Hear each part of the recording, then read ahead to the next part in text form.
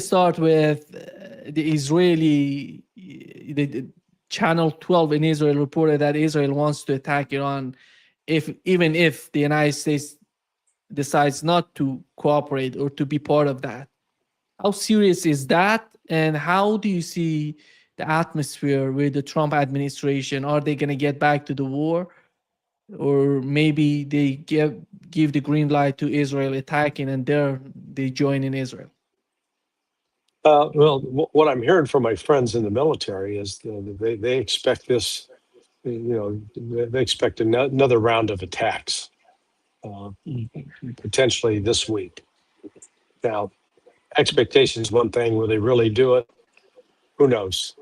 But there have been sort of some surprising developments in the last 24 hours with Israel firmly rejecting, telling Trump to go pound sand as far as his peace deal that he brokered for Gaza. I don't think that's going to sit well with Trump.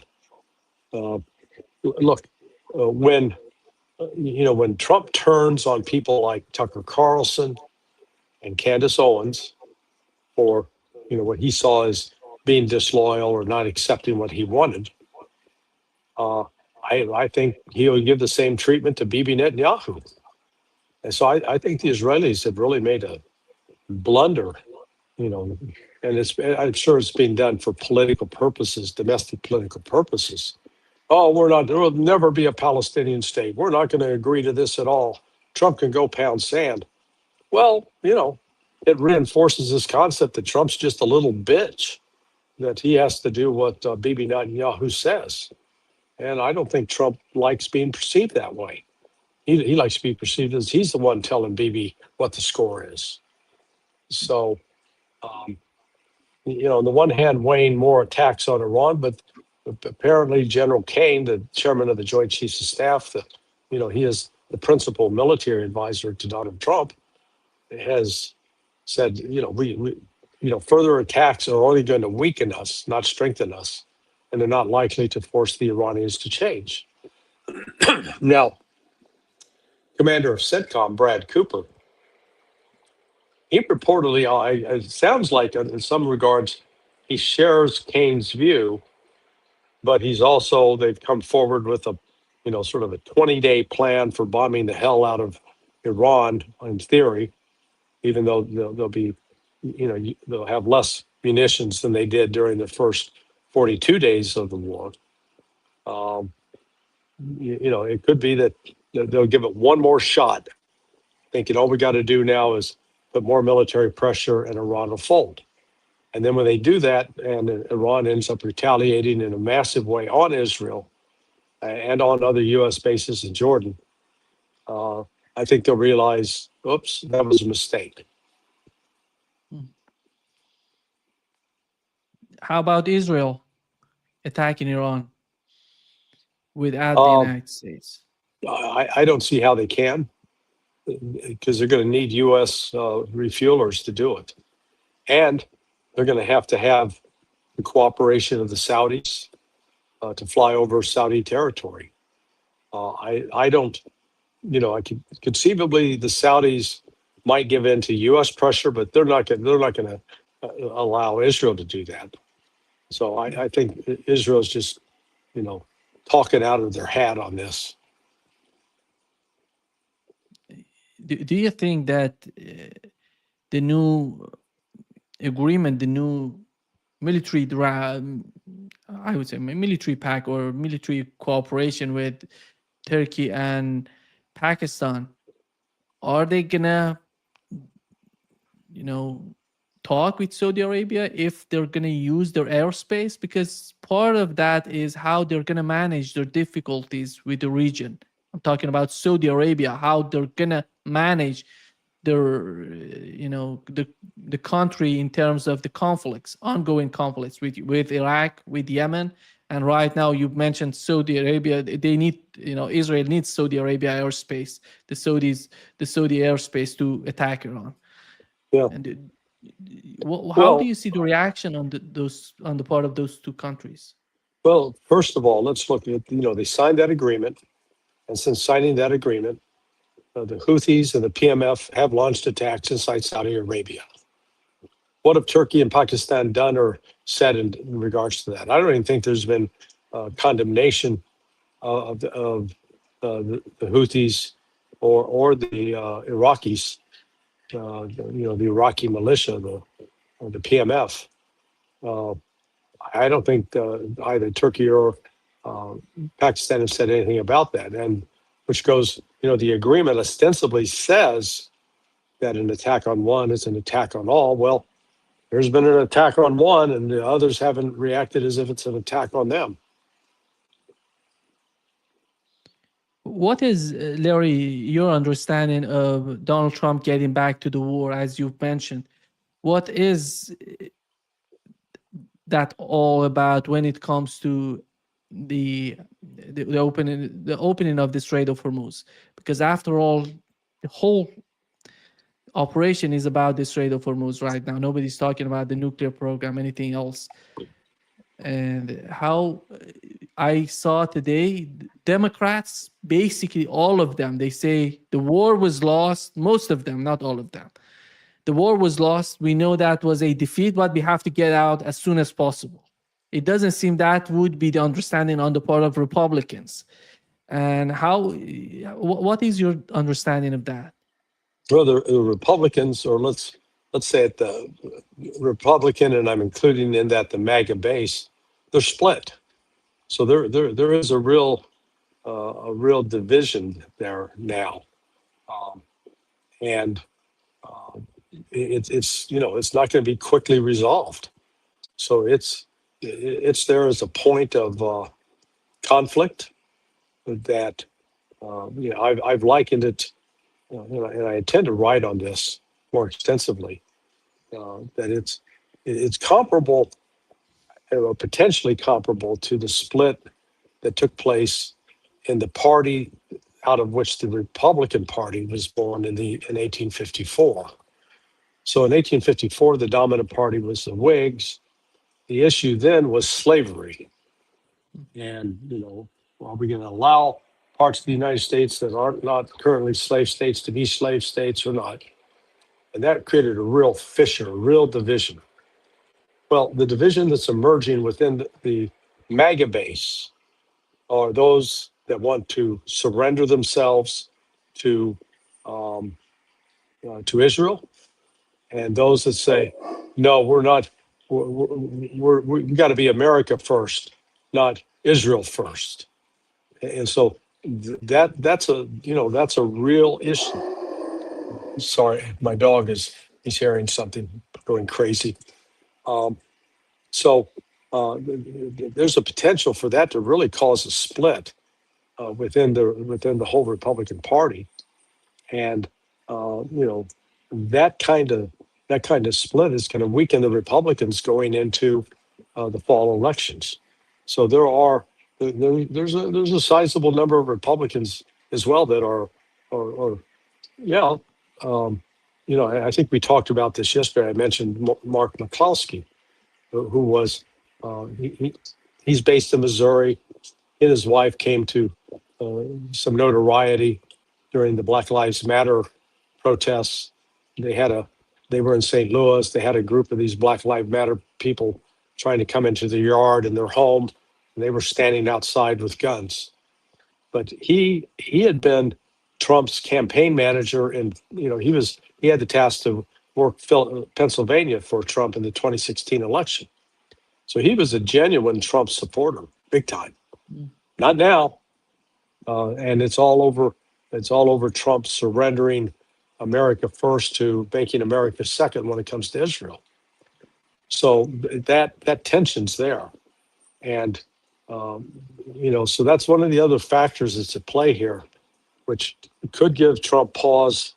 Even though there's a part, he's getting a lot of pressure, from people that still have access to him, like General Jack Keane, retired, and General Fruit Loops or Keith Kellogg.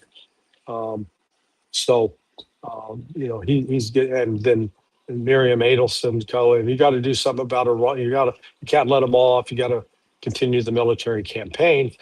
But then he's getting advice from General Kane, chairman of the Joint Chiefs of Staff, saying no.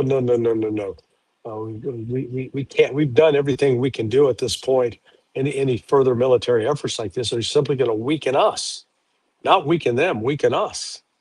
We're gonna end up giving up weapons that we can't afford to replace, or if we try to replace them, it's going to be 4 to 5 years before they're replaced.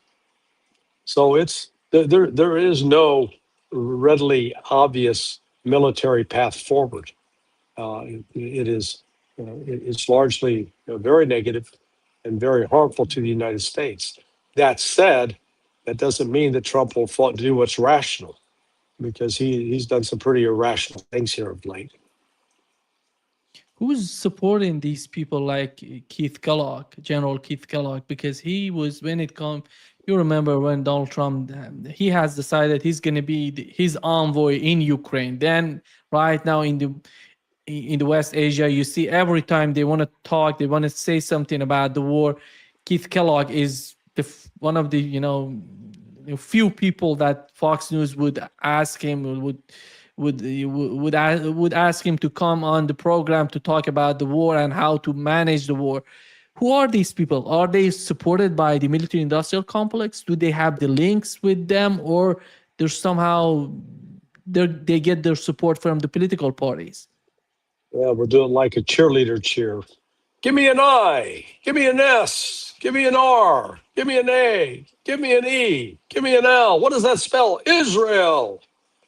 Yeah, Israel's the one funding it through the American Israeli Public Affairs Committee, and it's it's a real problem that the loyalty is not to America. The loyalty is to Israel, and so to that extent, they're carrying water for Israel, insisting that that's the only viable way forward for the United States. Pretty short-sighted view, but that's the Israelis have been trying to buy. They purchased these influencers, but the influencers, they're running up against the realities that America doesn't have the weapons that it once thought it did. Israel today, SAS said that Stanislav Krapivnik, for those people who don't know Stas, he said that Mossad is involved in Ukraine to the neck. He said that there's so much involved. What do they want from Ukraine? I'm talking about Israelis.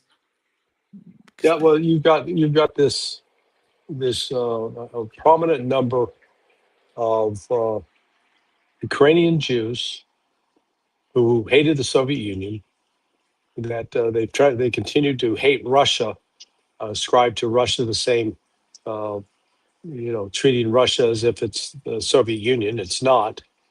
But the real irony there is, here's Israel, who its foundation was predicated upon the Holocaust. We must never allow that to happen again. The Holocaust carried out by Nazis. It was the National Socialist Party of Germany that carried that out. And so, in theory, the Israelis said, never again. And yet they've aligned themselves with Nazis, which discredits their entire Holocaust argument, in my view. But we got to prevent this. This will never happen again. Therefore, we're going to align ourselves with the ideological heirs of the very movement that tried to exterminate us. It's crazy, and part of Putin and the Russian reluctance is a large, I would say upwards of 30%. It may be that high in Israel are Russian Russian passport holders. So you still have a number of Russians, but Russians who hate Putin. Yeah. I even hating Putin and trying to do something for Ukraine. That's not the case for Ukraine. We know that. Right. Yeah. I think This is it's the tragedy, in my opinion, with Ukraine. That whenever you try to help them or to provide them with weapons, it means that they're going to get killed more and more. They're not going to be saved, or they're not going to be, they're caught in a meat grinder, and the Russians have a clear advantage, even though Russia is fighting a proxy war with NATO, and they've killed the Russians have killed a number of NATO personnel that have gone to Ukraine to provide advice, to provide intelligence, to operational support. But there have been several strikes, in particular over the last 3 or 4 weeks, that have killed a large number of NATO personnel. Yeah. Here is, Larry, what was reported as the U.S. Air Force E-3B Centauri AWACS aircraft has been circulating over northeastern Saudi Arabia for several hours. Yesterday, we've learned that, and it means that this is the aircraft that is gathering information, if I'm not mistaken.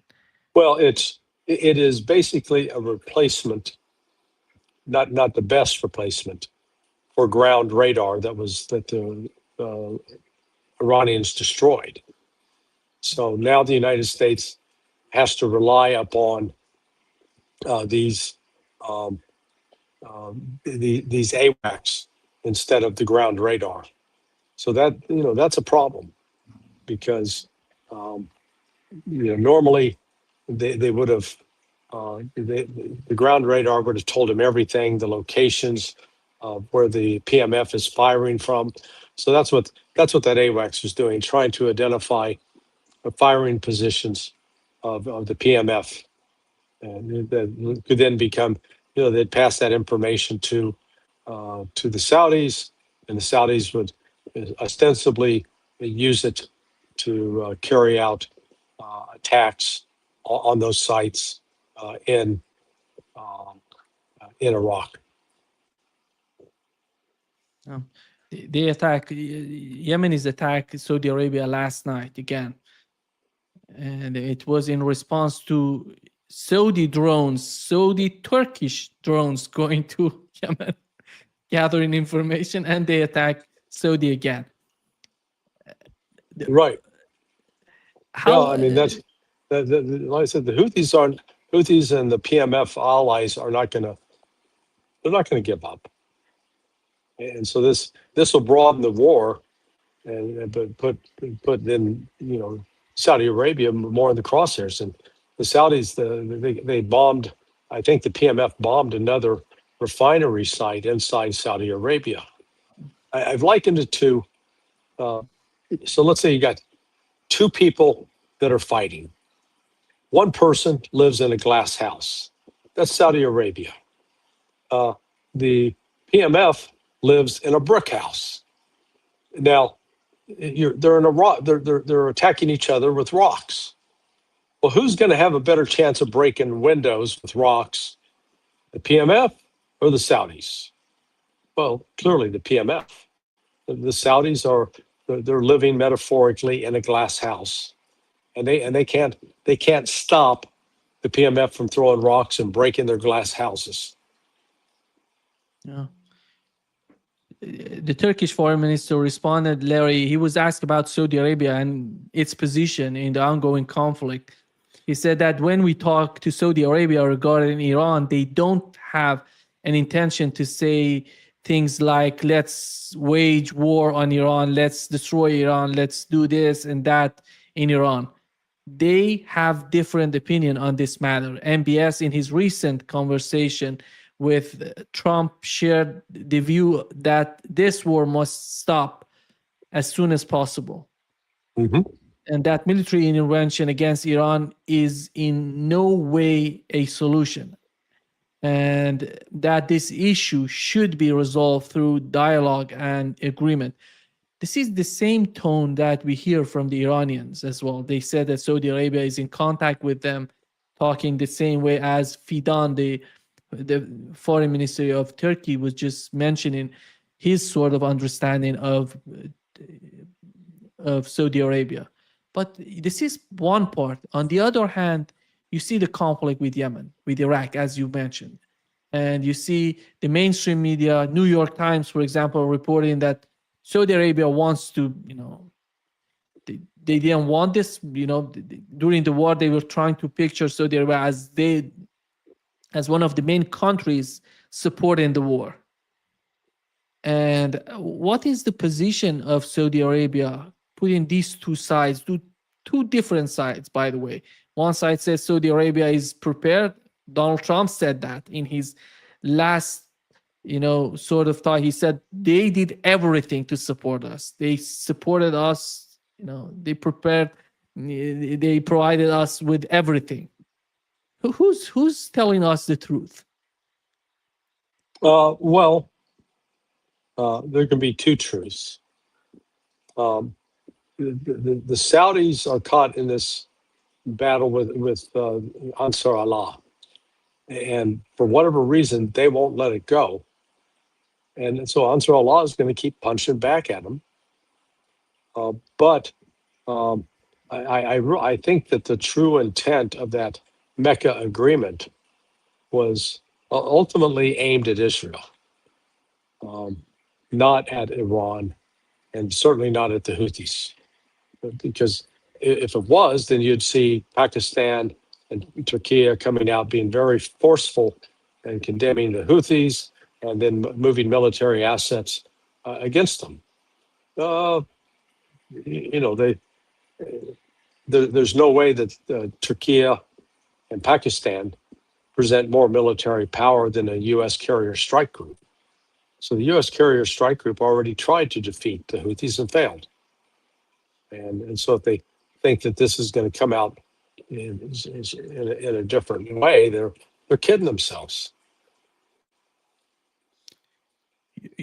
We know that Ukraine, together with Europeans, they're coming together to produce interceptors or missiles for the air defense system. Do you see Israel being part of that, or asking to do something? Well, they're trying it, but again, their systems are crap. They get a lot of Western propaganda about how powerful the Israelis are militarily, but they're not.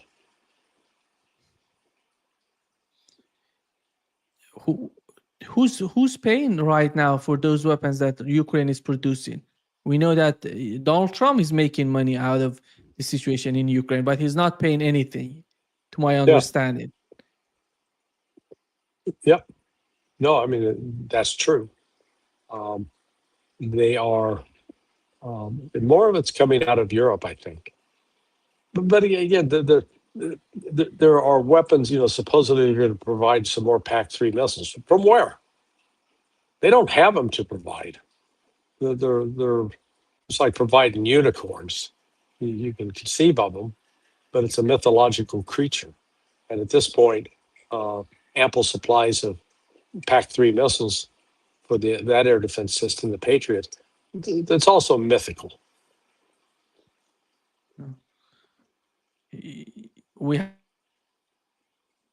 Larry, we have a new report. Iran has hit an oil tanker off the coast of Oman. And the fight is happening. One of them is, we have two stories again with the case of the Strait of Hormuz. The United States somehow telling us that the strait is open, and you see these attacks are still happening. And strait's open, sort of, for who? Yeah, it's not open, and Iran still controls it. No, let me bring the footage here, and you can see it's huge. What has happened? Oman, today we've learned, Larry, from the Iranian foreign minister, he said that the talks with Oman are happening and they're getting to the point to achieve the final agreement. And that doesn't mean that the United States is going to get anything out of that. It means that it's not going to, this is Is that the ship on fire? Yeah, Yeah, that looks pretty ugly. it's the fire is just. It's Oman, by the way. It's important. It's off the coast of Oman. Remember how the Well, things I have been. mean, and again, I'm sure the Iranians in these negotiations are telling the Omanis, "Hey, look, this is how this system's going to work. Anybody that wants to come through here, they've got to file with us. Name of the ship, ship's captain, country of who owns the ship, destination, cargo, nationality of the crew. Those 6 things. Got to provide all that. Anybody provides that, we'll review it. We just want to make sure that there's no ship that's affiliated with Israel or the United States that's transiting that Imani passage. And if they try, we're gonna blow them up. Everybody else, they'll be able to go through. Just file the paperwork. So I'm sure I've got to assume. I can't cite use specific information, but I have to assume that the insurance companies are saying, "Yeah, we're not going to insure ships." So you got to what we don't know is who are the owners of these ships? To what country do they really belong to? That would be a critical question because we don't have a name of that ship yet, do we? No, we don't have it. What do you make of the new argument of Scott Bessent talking about in the next 2 years we're going to resolve the situation with the Strait of Hormuz, not opening up the Strait of Hormuz by building new pipelines, underground pipelines to resolve the issue of the Strait of Hormuz? Yeah. Oh, 2 years. Oh, yeah. I'm sure. Yeah, that's not going to. The global economy will be just swell. I mean, it's stupid. They think, and the pipeline from where to where? Where's he talking about building the pipeline?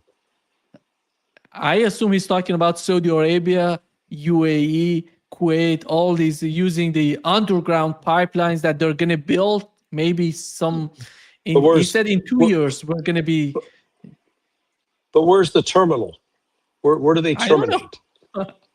I know he didn't mention any of this. Yeah, important detail. Yeah, he didn't mention, but he said that the problem would be resolved, because finally the whole case of the. Let me just bring it up here. I want to show the clip in which he's talking about this. His argument is because right